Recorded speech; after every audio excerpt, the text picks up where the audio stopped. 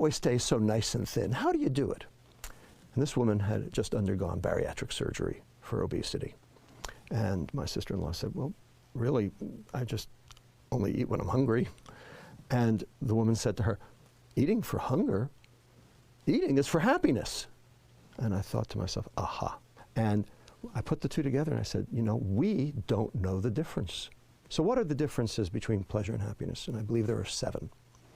Pleasure is short-lived, happiness is long-lived. Pleasure is visceral, happiness is ethereal. Pleasure is taking, happiness is giving. Pleasure can be achieved with substances, happiness cannot be achieved with substances. Pleasure is experienced alone, happiness is experienced in social groups. The extremes of pleasure all lead to addiction, whether they be substances or behaviors. Yet there's no such thing as being addicted to too much happiness. And finally, number 7, most important, pleasure is dopamine and happiness is serotonin. Why do we care? So what? Well, turns out dopamine excites the next neuron. And neurons, when they're excited too much, too frequently, tend to die. So the neuron has a defense mechanism against that. What it does is it reduces the number of receptors that are available to be stimulated in an attempt to try to mitigate the damage. We have a name for that process. It's called downregulation. You get a hit, you get a rush, the receptors go down. Next time, you need a bigger hit to get the same rush because there are fewer receptors to occupy. And you need a bigger hit, and a bigger hit, and a bigger hit, until finally taking a huge hit to get nothing. That's called tolerance. And then when the neurons start to die, that's called addiction. Serotonin, however, is inhibitory.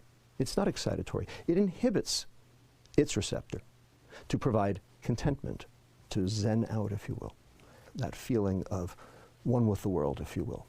That thing we call happiness. Now, there's one thing that downregulates serotonin, dopamine. So the more pleasure you seek, the more unhappy you get. And Las Vegas, Madison Avenue, Wall Street, Silicon Valley, and Washington, D.C. have very specifically confused and conflated the term happiness with the term pleasure, so that you can buy happiness, so that they can sell you their junk, hedonic substances that drive pleasure rather than happiness. And in the process, we have become most decidedly unhappy.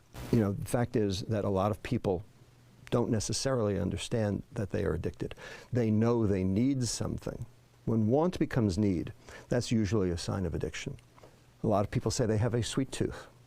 That's usually a sign of sugar addiction, if they say that. If they find themselves not being able to concentrate on their job or on their family because this craving is calling to them and it's interfering with their daily life in some fashion or in their work, that's usually a sign of addiction. The bottom line is, until we address the problem of diet, which will also, of course, address the question of pleasure and happiness at the same time, we will not see an improvement in our healthcare system anytime soon.